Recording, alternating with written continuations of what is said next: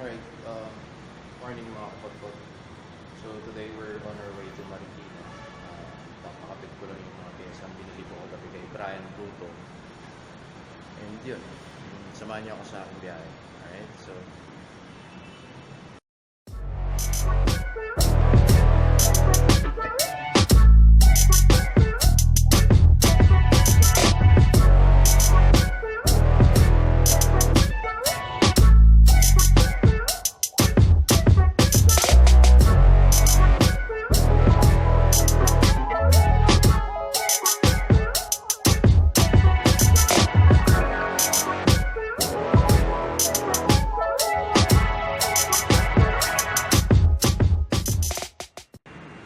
ayan guys, so papakabit ko lang muna tong rim saka yung tires na binili natin kagabi kay Brian Bruto. So doon na lang kila RS Moto. So yan, biyahe tayo ulit. Right? Project Max.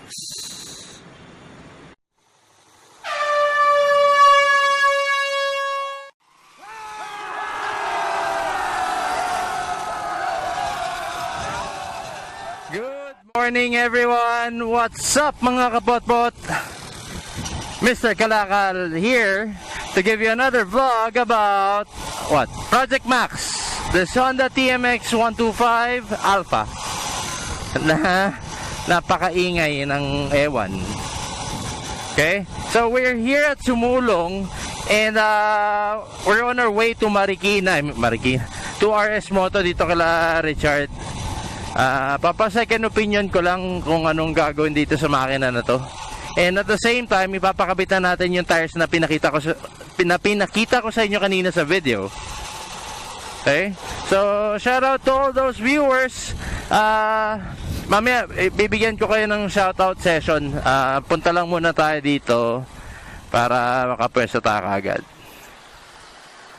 Okay? So, we're here.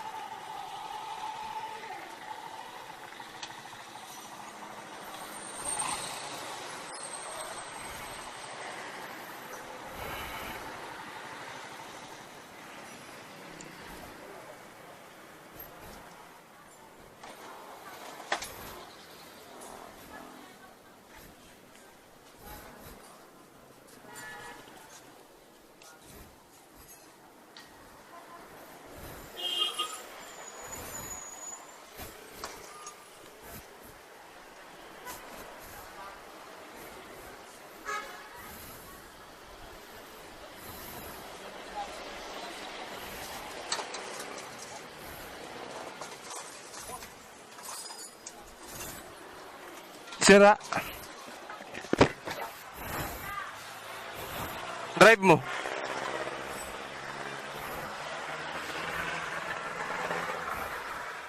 Tapos kabit na rin to. Pero maganda, madrive mo muna. Marunong ka naman manual, di ba?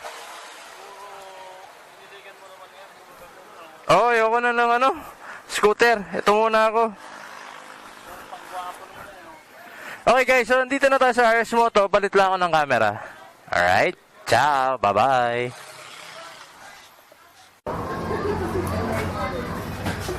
Alright boys, so nandito na tayo sa RS Moto. Ginagalaw na ni Eman to si Project Max. Max Toda. Anong gagawin? Eman?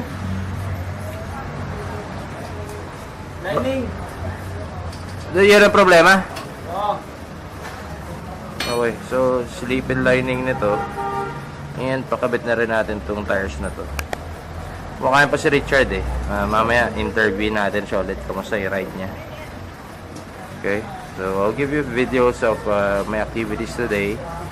And I hope may enjoy nyo yung ating presentation. Alright, ciao. Okay, so pinatulo na ni paring Eman yung langis. Ayan. Pakita mo nga Eman sa ating mga viewers. Yan. Yan ang magandang langis. Hindi nagme-maintenance. Pag nagmotor kayo boys, bago kayo pumorma, maintenance nyo muna yung mga motor nyo. Di ba, Eman? Para di nagkukulay pusit. Parang hindi nagkukulay pusit. So, yun. So, medyo yung activity natin today, boys, is sabay na. And maintenance and ito, kapit ng gulong. Ito rin, power tires from Brian Trudeau. Okay. Ciao. Alright, boys, ito na. Malalaman ko anong problema. Baka may palaka sa loob. Umiinit yan o. Ano yung clutch housing?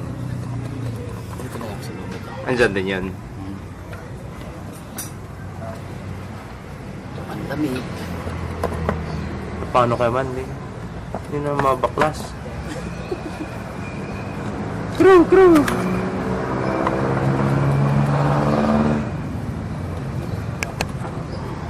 So ayan mga kapotbot, hindi mabaklas na yaman. Ayan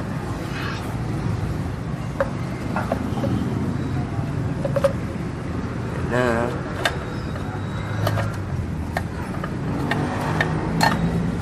Ang lamig. Dapat po din ang gasket niyan. Ayan, tama. Ayos yan.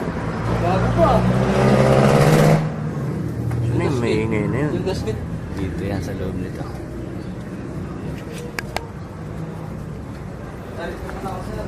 So hindi ko alam kung itong binabaklas na yaman. Pakita na lang niya kung nasira.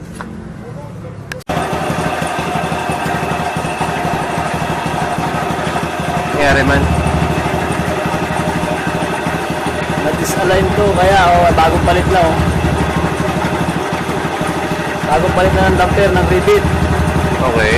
Kaya nagkatama to.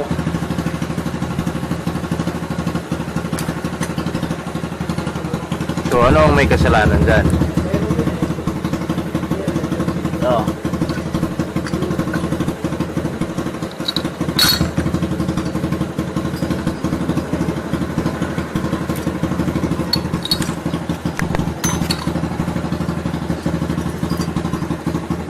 Baliktad.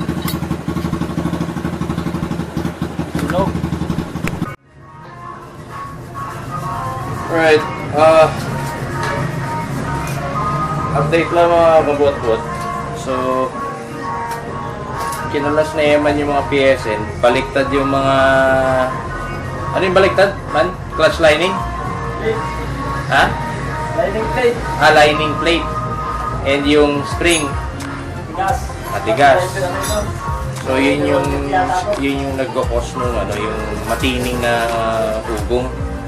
So, hopefully after may kabit yan, umayos na itong motor natin dahil laki ng gastos dito. Anyway, so before we proceed with the vlog, habang inaantay natin magagawa na yung itong motor natin, ano tayo ulit, shoutout session tayo. Okay? So first off, what's up kila Arvin and his wife? Yun. Nanonood daw sila together. Sakto yan. Malamang tao kayo ng tao sa kagaguwang ko. And Sir Joey Rivera from Kuwait. So, shoutout sa inyo dyan, sir. Kay Nard Venture Time from Iloilo City na naka-keyway din CR152. Napanood niyo yung video ko about CR152 and he's representing Team Red. Also from Antipolo, shout out to PJ Milan. What's up, kabot-bot? And ito, pa-shoutout din, ayos mga video mo sir, ayos ang motor mo. Kay Brandex Lux. Thank you sir. Kay RJ Hunyo. Shoutout bro. Kay Zenric Caceres. So, thank you for subscribing, Zenric. Also kay Buck89. Si Buck89, lagi kong ka-replyan sa mga comments ng mga videos ko. And thank you for agreeing and thank you for believing dun sa mga videos natin. Pero charot-charot lang yun. Also kay Joel Buendia del Prado. Shout out to you bro. Kay Wait, iba pala to. Ito yung inaanap kong bahay. So, yan guys. Again, thank you for subscribing and for watching my videos, and thank you for believing dun sa mga uploads ko.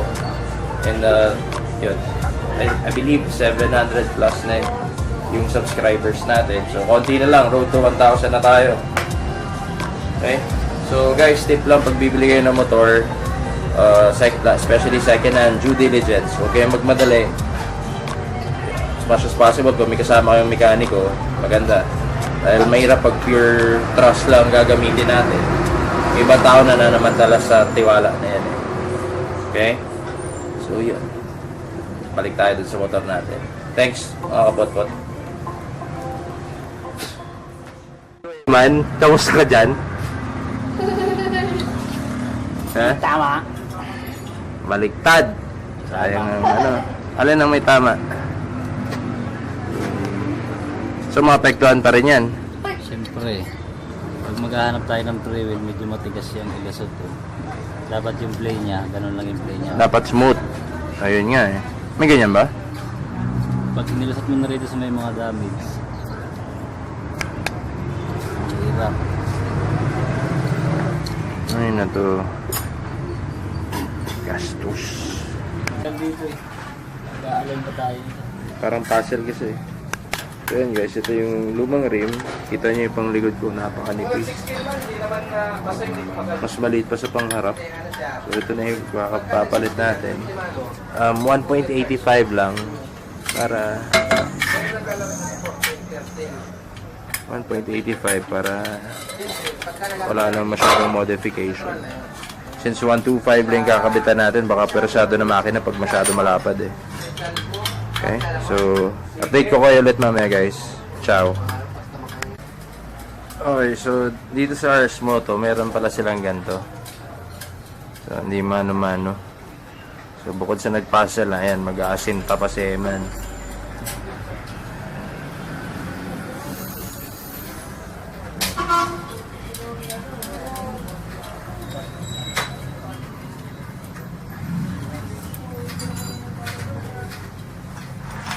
Sige nga, paikuti mo nga. Bengkong.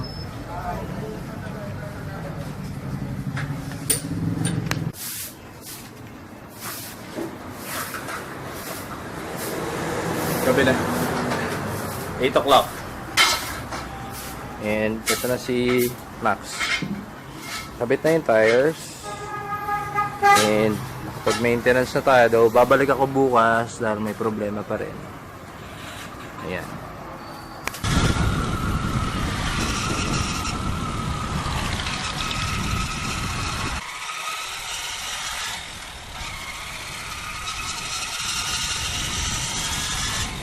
Alright, good evening mga kapot-pot. I'm back. And so, katatapos lang natin doon sa may RS Moto. And inabot na tayo ng 8 o'clock doon. Nag-start tayo from 1 p.m. to 8 p.m. I don't know, ang dami, medyo, ewan ko ba dito kay Max, ang daming ginawa. So, update lang, nagpalit tayo ng, what do you call this, nagpalit tayo ng clutch lining, yung spring, dami natin pinalitan sa may panggilid, yung clutch. Pero, hindi pa rin na-cure yung problema eh. So, bukas, check namin ulit kung ano pa ibang pwedeng palitan. So, lesson learned. It's okay, walang sukuan, Max. Kaya natin to. I don't know guys ha, sa TMX ba normal tong maugong na to? Parang tricycle. Well anyway, nakabit na rin yung tires natin. Mamaya I'm gonna show you a video of yung kinalabasan nung mga ginawa natin ngayon dito kay Max. Pero uwi na muna ako, gutom na ako eh. Alright, so see you in a bit mga kapot-pot. Ciao!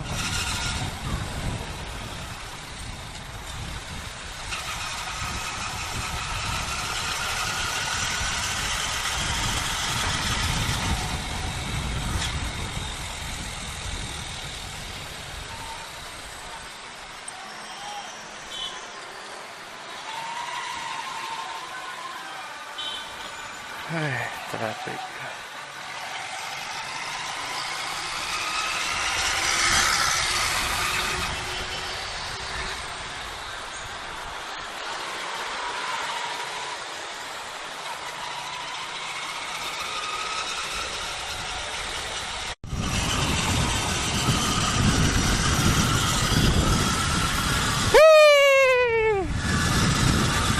Dapat na tayo makauwi mga kapot-pot.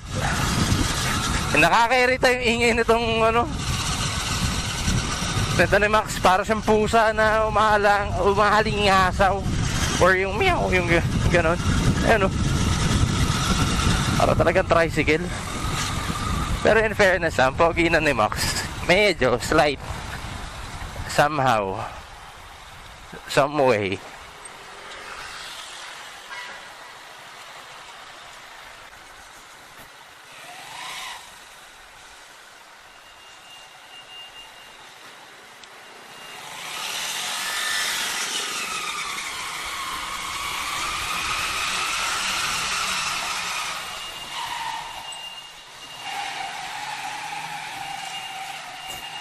Alam mo, action star lumiko eh, no?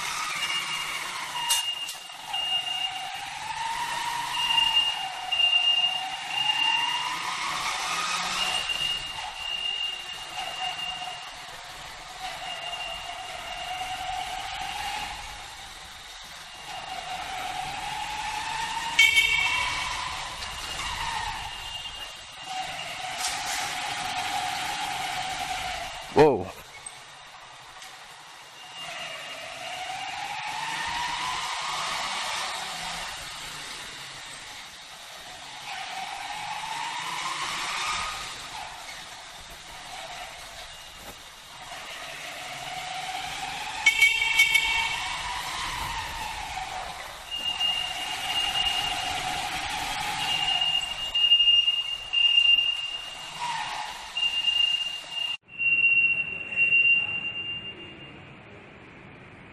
Alright boys, so update with Max. So sa front is naikabit na yung 3.25 by 17. Yung rim natin is 1.6.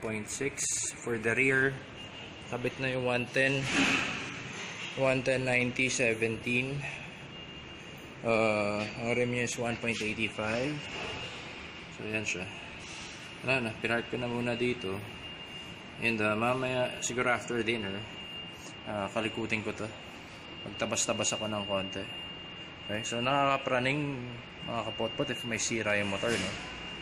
So, yun lang. Basically, that's it. Yun yung mga ginawa ni RS Moto. Pinabit yung tires, palit ako ng mga rim, palit ng mga rayos, alignment. Tapos sa engine, yun, palit ng ewan. Wala na akong nanggana dito. Alright, akit muna ako mga potpot. Ciao.